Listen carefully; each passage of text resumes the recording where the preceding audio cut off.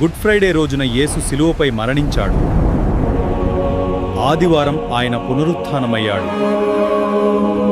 కానీ మధ్యలో ఉన్న ఆ శనివారం ఏం జరిగింది? యేసు మరణించిన తరువాత అరిమతయ్య యోసేపు ఆయన శరీరాన్ని ఒక కొత్త సమాధిలో ఉంచాడు. తరువాత యూదుల సబ్బత్ రోజు కావడంతో ప్రజలు విశ్రాంతి తీసుకున్నారు. శిష్యులు భయంతో దాక్కున్నారు, ఎందుకంటే వారి ఆశలు విరిగిపోయాయి. ఇక యాజకులు, పరిసయ్యులు మాత్రం మూడవ దినమున లేచెదనని యేసు చెప్పిన మాటను గుర్తుపెట్టుకున్నారు. అందుకే వారు ముద్రవేసి సమాధిని రోమా సైనికులను కాపలా పెట్టించారు. కాని ఆత్మీయంగా ఒక గొప్ప విషయం జరిగింది.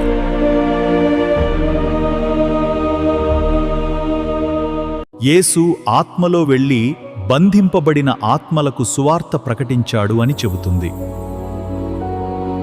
ప్రపంచానికి అది నిశ్శబ్ద దినం, కాని దేవుని ప్రణాళికలో అది పునరుత్థానానికి ముందు వచ్చిన నిశ్శబ్దం.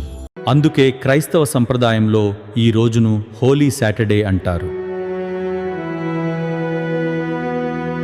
ఇలాంటి బైబిల్ లోతైన సత్యాలు తెలుసుకోవాలంటే సబ్స్క్రైబ్ చేసి షేర్ చేయండి.